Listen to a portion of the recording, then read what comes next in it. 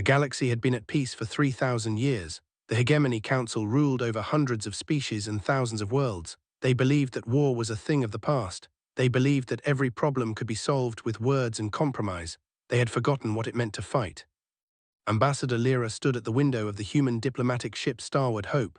She watched the massive council station grow larger as they approached.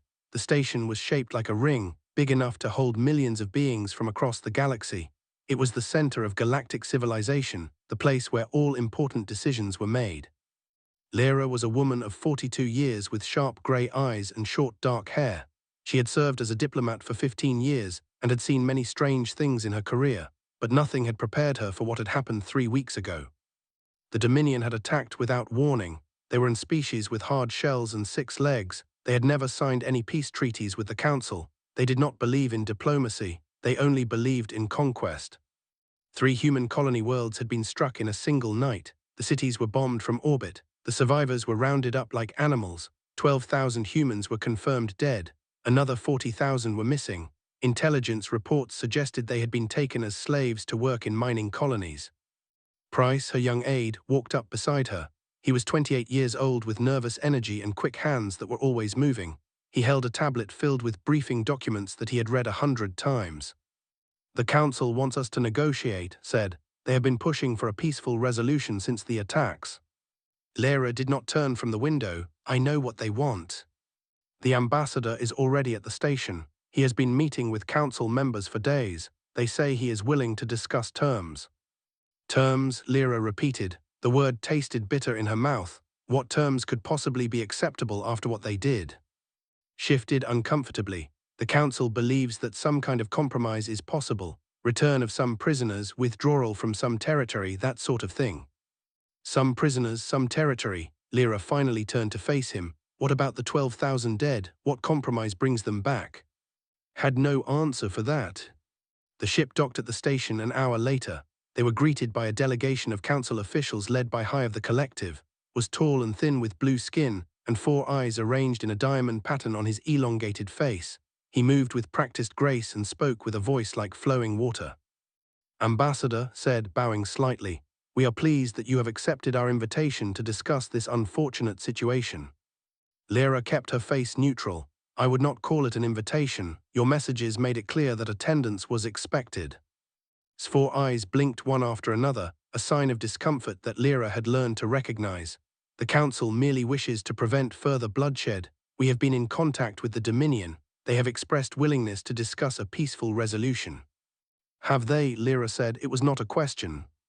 "Indeed, their ambassador, Lord, has been most cooperative. He assures us that the attacks were the result of a misunderstanding, a local commander acting without proper authorization." Made a small sound of disbelief. Lyra silenced him with a look. "A misunderstanding," she repeated. 3 worlds attacked simultaneously. Civilian population centers targeted, survivors rounded up and transporting to camps. That is quite a misunderstanding. Spread his long hands in a gesture of peace. "We do not seek to minimize your loss, Ambassador. We only wish to find a path forward that does not lead to greater tragedy."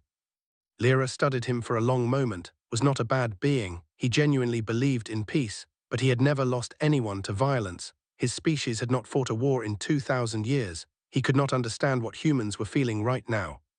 "Where is the ambassador?" she asked. "Lord is waiting in his quarters. He has requested a private meeting with you before the council session tomorrow." "A private meeting?" Lyra considered this. "What does he want to discuss?" "Terms, I imagine. They are practical beings. They understand that war is costly. I believe they are prepared to make significant concessions to avoid further conflict." Lyra looked at, her aide's face was carefully blank, but she could see the anger burning behind his eyes. He had lost a cousin in the attacks, a young woman named Sarah who had been teaching elementary school on one of the colony worlds. Her body had never been found. "Tell Lord that I will not be meeting with him privately," Lyra said. "Anything he wishes to say to me can be said before the full council."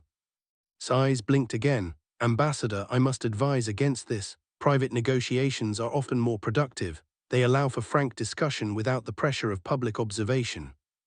"I understand your concern, but humanity has nothing to say to that we are not willing to say publicly." There was a moment of silence, seemed uncertain how to proceed. In his experience, all species preferred private negotiations. It was how things were done.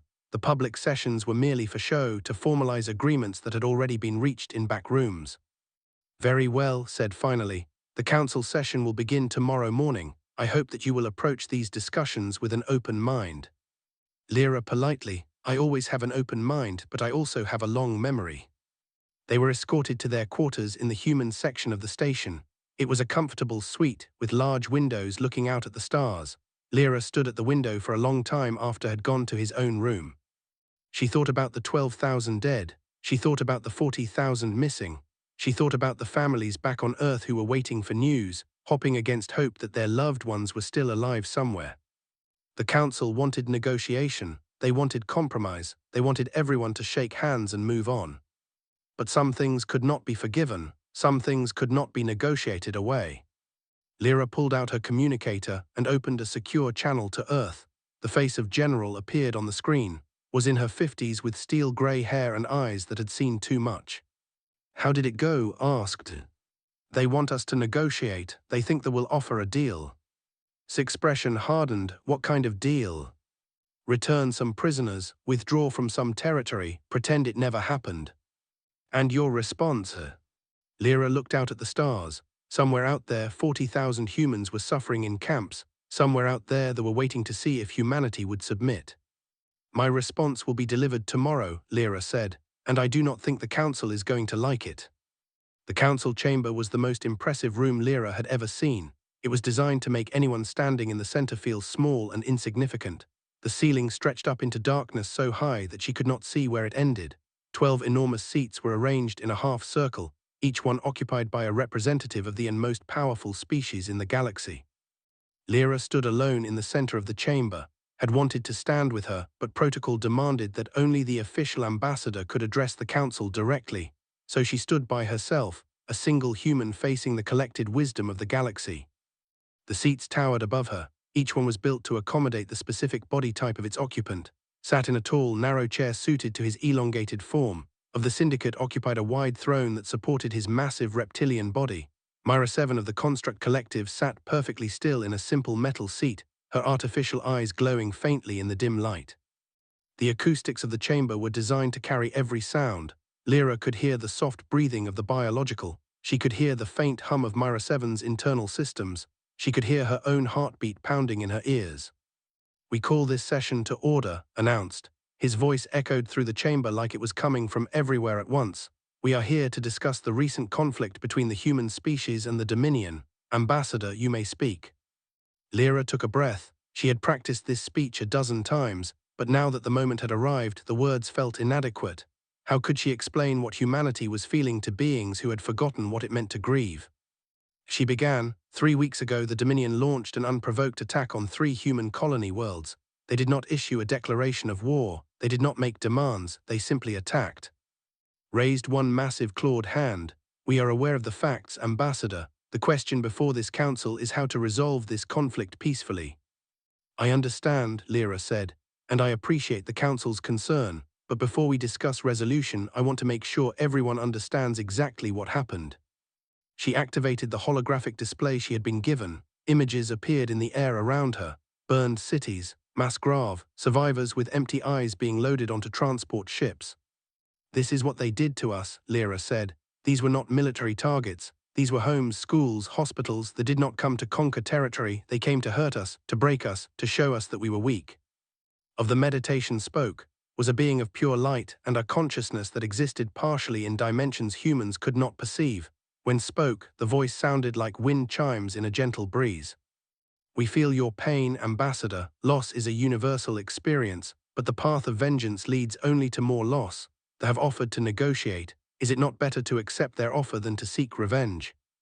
Revenge, Lyra repeated. Is that what you think this is? What else could it be? Myra 7 asked. Her artificial voice was calm and measured. Our analysis of human psychological patterns suggests a strong emotional response to the attacks. Anger, grief, a desire to punish those responsible. These are understandable reactions, but they should not guide policy.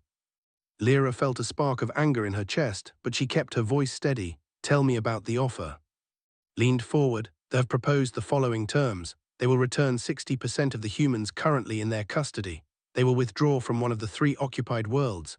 In exchange, humanity will recognize their territorial claims in the contested sector and grant them mining rights in the outer systems. The chamber fell silent. Everyone waited for Lyra's response.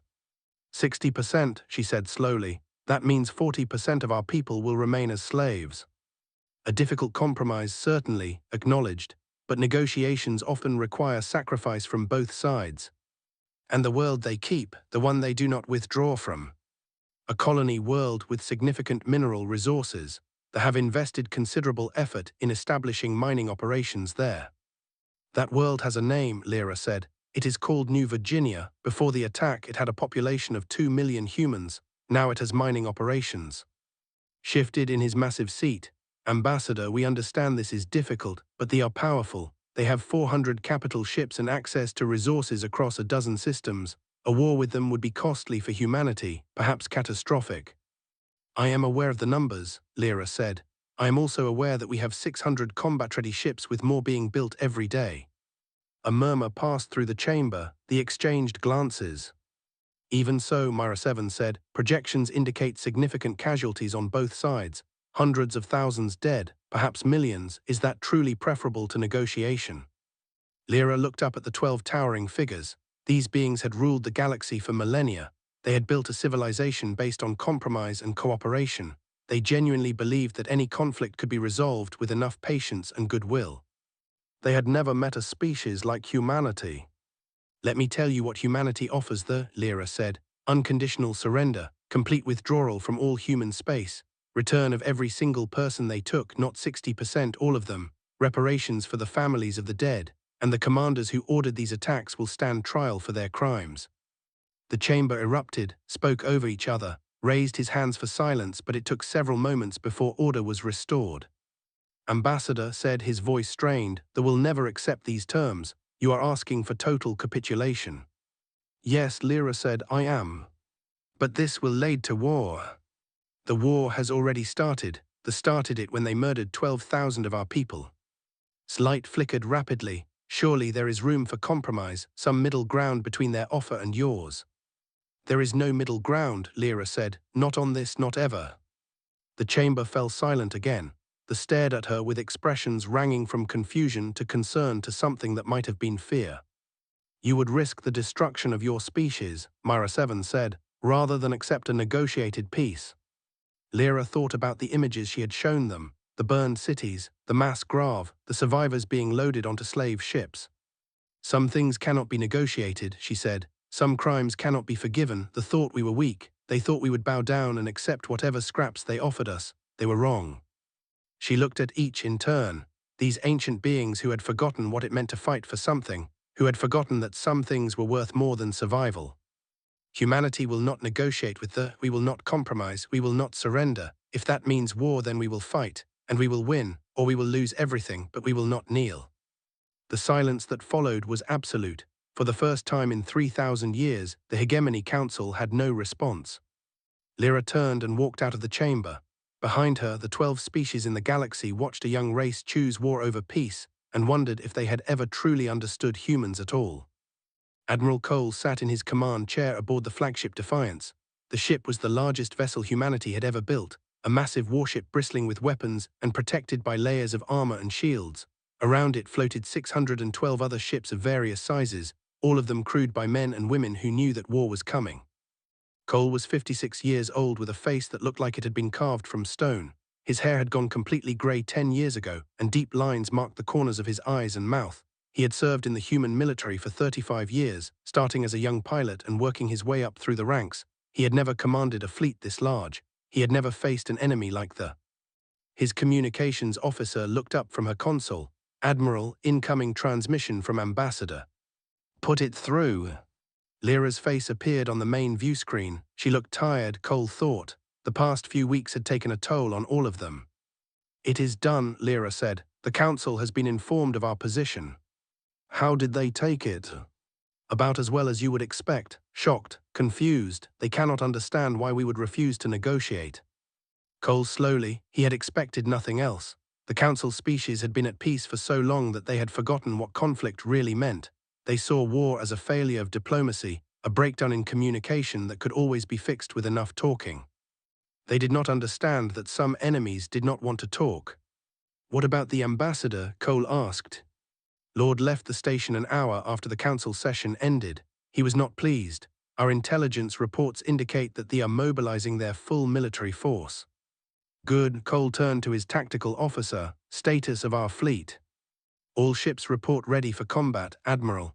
The evacuation of the border colonies is 70% complete. We estimate another 48 hours before all civilians are clear." Cole looked at the star chart displayed on the wall. The border was marked in red, a line of contested space where two civilizations were about to collide. On one side, the Dominion with their 400 capital ships and centuries of conquest. On the other side, humanity with their 600 ships and a fury that had been building since the attacks. "Admiral," his communications officer said, "I have General on a secure channel." Space replaced Lyra's on the view screen. She was in her office at military headquarters on Earth, surrounded by screens showing troop movements and supply chains. "The Council is panicking," said. "They have issued a formal statement calling for both sides to return to negotiations." "Have they responded?"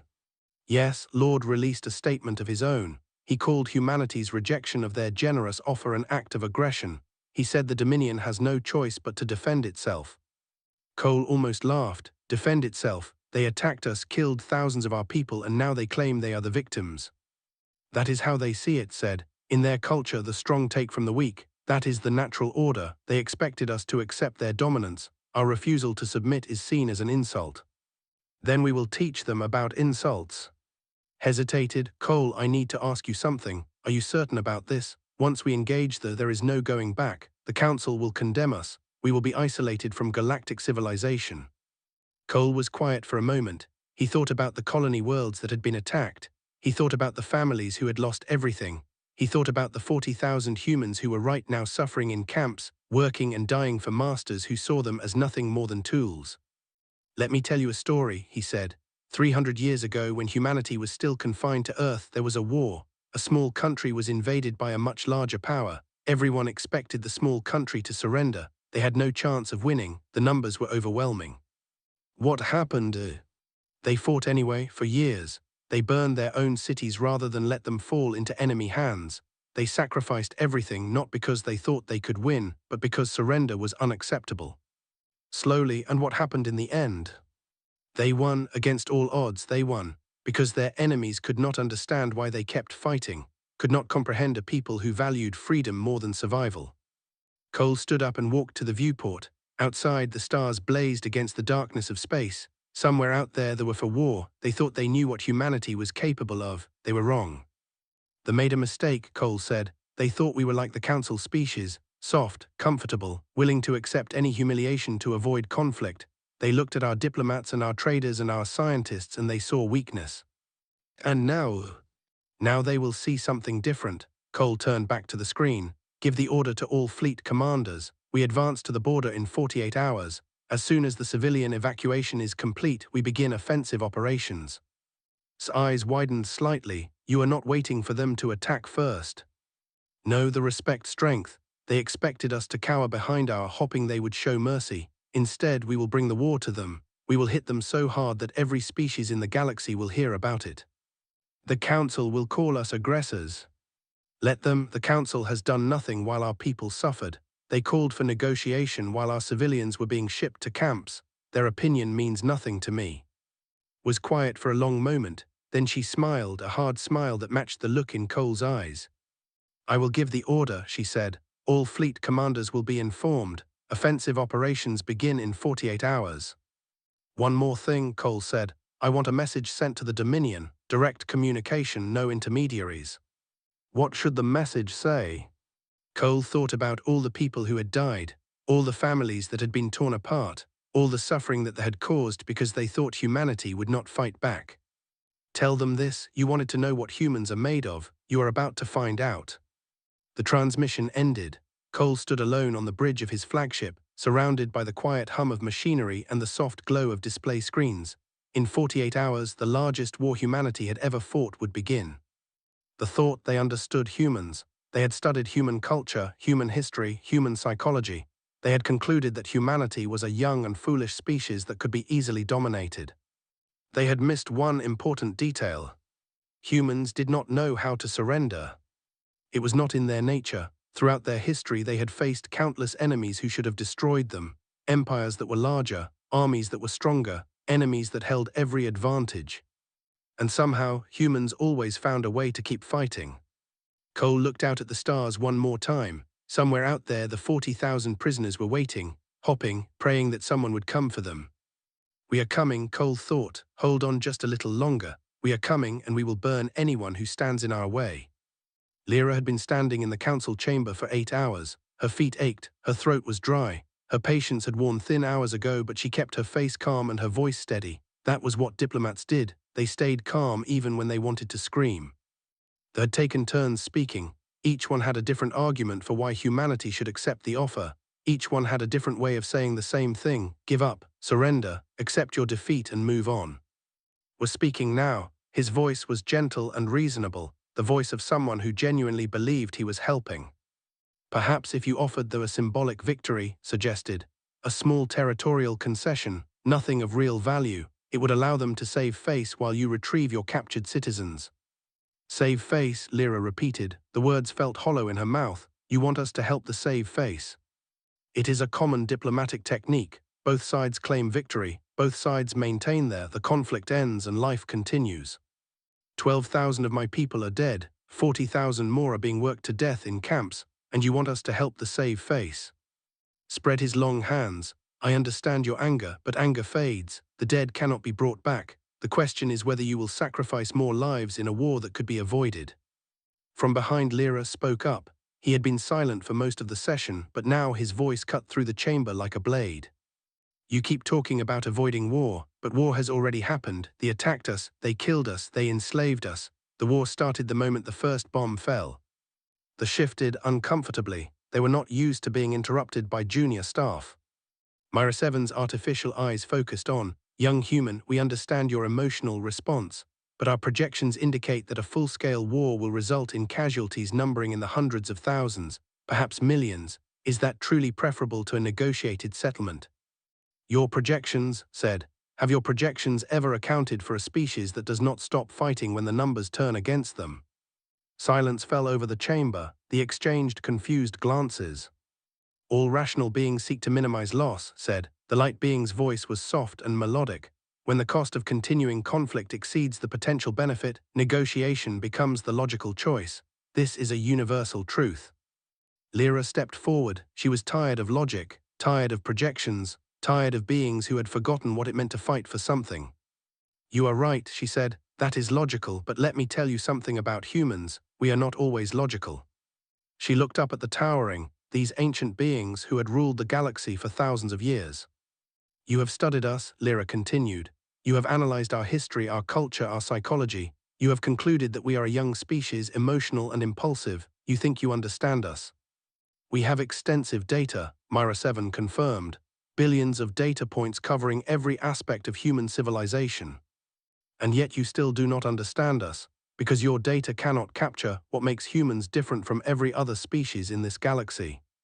And what is that? Asked. His reptilian eyes were narrow with. Lyra took a breath. This was the moment she had been waiting for, the moment to explain what no alien species had ever truly grasped. Let me tell you a story, she said. About 300 years ago, before humanity reached the stars, there was a nation on Earth called Finland. It was a small country, cold and sparsely populated. One winter, a much larger power decided to invade. They had more soldiers, more tanks, more planes. Every military expert agreed that Finland would fall within weeks. They listened in silence. Finland fought back. They used their knowledge of the terrain, their tolerance for cold, their willingness to suffer. They did not have the numbers to win a conventional war, so they fought an unconventional one. Snipers who could lie motionless in the snow for hours. Soldiers who skied through forests to attack supply lines. Civilians who burned their own homes rather than let them fall into enemy hands. What was the outcome? Asked. The larger power eventually won territory through sheer numbers, but the cost was catastrophic. They lost hundreds of thousands of soldiers.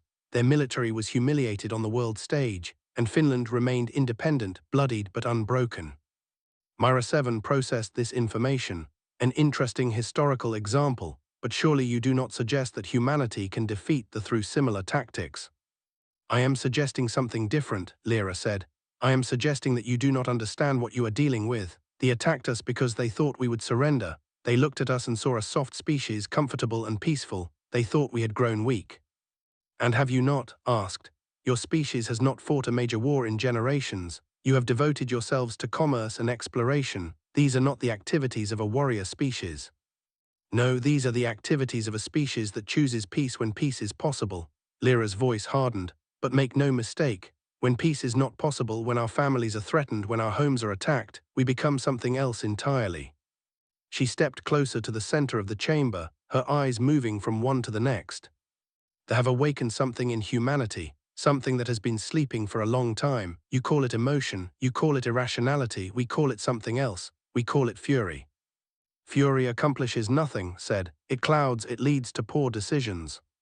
Perhaps it drives people to do things that logic says are impossible, to fight battles they cannot win, to sacrifice everything for something greater than themselves. The chamber fell silent. They seemed genuinely uncertain how to respond. Spoke carefully. Ambassador, we are not your enemies, we are trying to help you. We have seen countless civilizations rise and fall. We have learned that survival requires compromise. The species that refuse to bend are broken. And yet we are still here, Lyra said. Through all of our history, through all the wars and disasters and plagues, humanity has survived, not because we were the strongest or the smartest, but because we refused to give up. She turned to face the council directly. You want to know why we rejected negotiation? Here is your answer. Because accepting the offer would tell the galaxy that humans can be attacked without consequence, that our people can be killed and enslaved, and we will simply accept it, that we are weak. You would rather die than appear weak? Asked. Yes, Lyra said without hesitation. Better to die on our feet than live on our knees. That is not just a phrase to us, it is who we are. The silence that followed was profound. They looked at each other with expressions that ranged from confusion to concern to something that might have been fear. For 3,000 years, they had maintained peace through diplomacy. They had believed that all conflicts could be resolved with words. They had forgotten that some species would rather die than surrender. Lyra had just reminded them. The council will need time to deliberate, said finally. His voice was subdued. We will reconvene tomorrow. Lyra turned to leave. As she walked out of the chamber, she allowed herself a small smile. They still did not understand, but they were beginning to. And when the war began, when humanity showed the galaxy what they were truly capable of, the understanding would be complete. The first shots of the war were fired exactly 48 hours after the council session ended. Admiral Cole led the assault personally, his flagship Defiance at the front of the formation. The human fleet crossed into space like a blade cutting through darkness. They had expected humanity to wait behind their borders, building fortifications and hopping for mercy. They had prepared for a long siege, a war of attrition that would slowly grind humanity down. They were wronged. The human fleet struck the staging world with overwhelming force, 300 human ships against 200 defenders. The battle lasted 18 hours, and when it was over, the fleet had been reduced to scattered remnants fleeing into deep space. It was not just the numbers that won the battle. They had faced many enemies over the centuries. They had fought species with superior technology, with larger fleets, with better strategies. They had always won because their enemies eventually lost the will to fight. Humans did not lose the will to fight. Every ship in the human fleet fought as if defeat was not an option. Damaged vessels refused to retreat. Crews stayed at their posts even as fires burned around them. Pilots flew their fighters into the heart of the formation, accepting destruction if it meant taking enemy ships with them. They had never seen anything like it. Their commanders could not understand an enemy that did not calculate the odds, that did not withdraw when victory seemed impossible. By the time they realized what they were facing, it was too late. News of the battle spread across the galaxy within hours. The council species watched the reports with growing unease. The humans had not just won, they had won decisively, aggressively, without mercy. And they showed no signs of stopping. Over the following weeks, the human fleet pushed deeper into territory. They liberated the 3 occupied colony worlds, including New Virginia with its mining operations.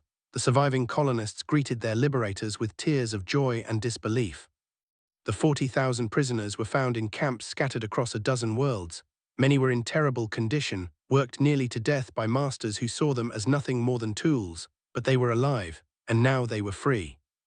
Lyra visited one of the liberation camps 2 months into the war. She walked through rows of makeshift medical tents, where former prisoners were being treated for injuries and malnutrition. Their eyes followed her with a mixture of gratitude and trauma. A young woman approached her. She was thin and pale, with scars on her arms and a haunted look in her eyes, but when she spoke, her voice was steady. "Thank you," she said. "Thank you for coming for us." Lyra felt tears threatening to fall. She blinked them back. "We were never going to leave you behind. They told us no one would come. They said humanity had accepted the Council's deal. They said we would be slaves forever." "They were wrong." Lyra took the young woman's hand. "We rejected their deal. We rejected any deal that did not bring every single one of you home." The woman stared at her for a long moment. Then she began to cry, deep sobs of relief and joy that she could not contain. Lyra held her and let her cry. "This," she thought, "this is why we fight." By the 6th month of the war, the human fleet had surrounded their great empire, built over centuries of conquest, had crumbled in less than half a year. Their fleets were destroyed. Their colonies were occupied. Their people huddled in their cities, waiting for the end. The Emperor sent a personal message to the human leadership.